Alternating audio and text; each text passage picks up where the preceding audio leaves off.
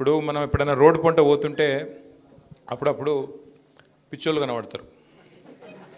పిచ్చోళ్ళు కనబడ్డప్పుడు కొద్దిగా జాగ్రత్తగా సైడ్కి వెళ్ళి పోతాం, ఎందుకురా భయ వింత పెంట అని చెప్పి. కానీ పిచ్చోని చేతిలో రాయి ఉందనుకో, ఇంకా కొద్దిగా జాగ్రత్తగా ఉంటాం. ఎందుకంటే వాడు ఎక్కడ రాయి సురుతాడో, ఎక్కడ తలుగుతుందో, లేనిపోయిన వింతని ఎందుకురా బాధ అన్నట్టు పిచ్చోడి చేతిలో రాయి ఉంటే చాలా జాగ్రత్తగా ఉంటాం. కానీ ఇవాళ పిచ్చోడి చేతిలో రాయి లేదు, పిచ్చోడి చేతిలో రాష్ట్రం ఉంది.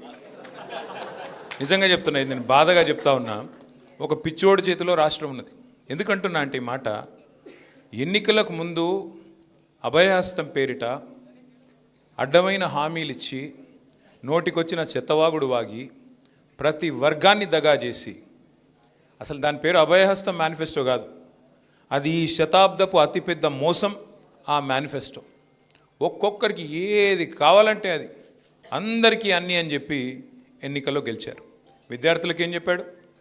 10వ తరగతి పాస్ అయితే 10,000, 12వ తరగతి పాస్ అయితే 15,000, డిగ్రీ పాస్ అయితే 25,000, పీజీ పాస్ అయితే 1,00,000, పిహెచ్డి పాస్ అయితే 5 లక్షలు. విద్యార్థినులకు ఫ్రీ స్కూటీలు, విద్యార్థులకు విద్యా భరోసా కార్డులు, 2 లక్షల ఉద్యోగాలు మొదటి సంవత్సరంలోనే. అట్లాగే మెగా డిఎస్సి, ఉర్దూ మీడియం వాళ్ళకి స్పెషల్ డిఎస్సి. ఎన్ని మాటలు! బ్యాక్లాగ్ పోస్టులు ఫస్ట్ ఇయర్లో ఫిల్ చేస్తా, టెట్కు కానీ ఇంకో పోటీ పరీక్షలకు కానీ ఒకటేసారి ఫీజు కట్టాలి, మీరు ఎన్నిసార్లు కట్టే అవసరం లేదు. ఇన్ని మాటలు చెప్పి మొత్తానికి విద్యార్థులను రెచ్చగొట్టి, ఇచ్చిన ఉద్యోగాలను ఇయ్యనట్టుగా చెప్పి, ఏదో కేసీఆర్ గారు మీకు అన్యాయం చేస్తున్నారని చెప్పి రెచ్చగొట్టి, చివరికి మన ప్రభుత్వం పోవడానికి, కేసీఆర్ గారి వల్ల ముఖ్యమంత్రిగా లేకపోవడానికి ఆనాడు ఏ రకంగా విద్యార్థులను వాడుకున్నాడో మీకు బాగానే తెలుసు. ఇవాళ ఒక్కటంటే ఒక్క హామీ 2.5 సంవత్సరాల్లో నెరవేర్చిండా లేదా ఒక్కసారి మీరు ఆలోచించండి. వచ్చిందా విద్యా భరోసా కార్డు? స్కూటీలు వచ్చినాయా? 2 లక్షల ఉద్యోగాలు వచ్చినాయా? మెగా డిఎస్సి అయిందా? స్పెషల్ డిఎస్సి అయిందా? ఇంకెన్నో చెప్పినాడు, 1-2 కాదు నేను చెప్పేటి, ఇంకా మర్చిపోయిన చాలా ఉన్నాయి. ఎందుకు చెప్తా ఉన్నా అంటే ఇవన్నీ ఇవాళ ఒక విద్యార్థులనే కాదు, రైతుల్ని మోసం చేసినాడు. 10,000 కేసీఆర్ ఇస్తున్నాడు, నేను 15,000 ఇస్తా. నవంబర్లో తీసుకుంటే 10,000, డిసెంబర్ అయితే 15,000 ఇస్తా. ఉరుకున్రి, బ్యాంకు ఉర్రుకున్రి. కేసీఆర్ గారు ₹1,00,000 రుణమాఫీ చేసిండు 2 సార్లు. ఆ రుణమాఫీ చేసిన వాళ్ళు మళ్ళీ మేము అనుకోకండి, అర్జెంటుగా ఊరికి మీరు లోన్ తెచ్చుకోండి, నేను వస్తూనే ఉన్నా, మొదటి సంతకమే పెడతా. 10,000, 15,000 మాత్రమే కాదు, కౌలు రైతులకు డబ్బులు ఇస్తా, రైతు భూ యజమానికి ఇస్తా, కౌలు రైతులకు ఇస్తా అని చెప్పి 22 లక్షల మంది కౌలు రైతులను మోసం చేసిండు. రుణమాఫీ అన్నాడు, రైతులను మోసం చేసినాడు. ఇలా ఏ ఊర్లోనన్నా రుణమాఫీ అయిందా చూపెడతావా ముఖ్యమంత్రి గారు? నీ ఊరికే పోదాంపా, కొండారెడ్డిపల్లి. ఒకవేళ రైతులందరూ అక్కడ రుణమాఫీ అయిందని చెప్తే నేను రాజకీయాలు వదిలేస్తా, సన్యాసం తీసుకుంటా అని చెప్పి కూడా అసెంబ్లీలో అడిగినా, చూడడు, మాట్లాడాడు. ఎన్ని వర్గాలను ఎంత మోసం చేయాలో. ఇక ఆడబిడ్డలను అయితే బంగారం సెంటిమెంట్తో కొట్టిండు. కేసీఆర్ ₹1,00,000 ఇస్తుండు, నేను తులం బంగారం ఇస్తా, మీకు నెలకు 2,500 ఇస్తా, అత్తకు 4,000, కోడలకు 2,500. ఇట్లా మహిళల్ని మోసం చేసిండు. అట్లాగే పెద్ద మనుషులను, మీకు 2కి ఇస్తా ముసలోళ్ళకి పెన్షన్లు, కేసీఆర్ ఒకరికే ఇస్తుండు, ఆయన 2,000 ఇస్తేనే 4,000 ఇస్తా అని చెప్పి మొత్తం ముసలోళ్ళను మోసం చేసిండు. ఇదంతా మీకు ఎందుకు చెప్తున్నా అంటే, చేసిన వాగ్దానాలేమో ఇవి, అధికారంలోకి వచ్చిందేమో వీటిని అండగా చేసుకొని రాష్ట్రంలో అందరి మనసులు మరి వీటి ఇట్లాంటి ఆకర్షణీయమైన 6 గ్యారంటీలు పెట్టి, ఒక్కొక్కడు మంత్రి, ఇవాళ మంత్రి కమల్ హాసన్ కంటే పెద్ద యాక్టర్లు ఉన్నారు. ఆయన ఒక ఆయన ఉన్నాడు డిప్యూటీ సీఎం. 6 గ్యారంటీలు, గ్యారంటీ కార్డులు భద్రంగా పెట్టుకోండి, 100 రోజులు అల్మార్లో దాసుకోండి, 101వ రోజు మా వాళ్ళు వస్తారు, వచ్చి తీసుకొని, ఆయన ఒత్తి చెప్తాడు మళ్ళీ అదో కథ, వస్తారు వచ్చి తీసుకొని గ్యారంటీ కార్డులను భద్రంగా మీరు పెట్టుకున్నట్టయితే మరి వెంటనే 101వ రోజు నుంచి మీకు ఇవన్నీ వస్తాయి. పెట్టుకున్నారు అల్మార్లా, మరి 100 రోజులు అంటివి 800 దాటిపోయాయి. ఇప్పుడు ఎక్కడ పెట్టుకోవాలి ఆ కార్డులు? ఏం చేయాలి వాటిని? అంటే ఏమైందంటే ఈరోజు పరిస్థితి విచిత్రమైన పరిస్థితి. సరే ఇవన్నీ చెప్పిండు, అధికారంలోకి వచ్చిండు. వచ్చి రాగానే మళ్ళీ మనం కట్టిన సెక్రటరియట్నే కూర్చుంటాడు, ఇక పక్కన కమాండ్ కంట్రోల్ సెంటర్లో కూర్చుంటాడు, లేదు అంటే మళ్ళా ఆ ప్రగతి భవన్లే ఉంటాడు.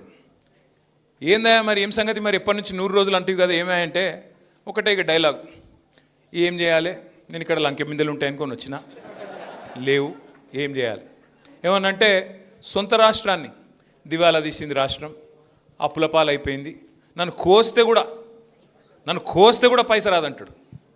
కోసుక తినేందుకు ఏమన్నా సేపువా జామకాయవా ఓ పుచ్చిపోయిన పుచ్చకాయ నువ్వు ఆదాట ఇంకా దాన్ని నన్ను కోసిన పైసలు లేవు.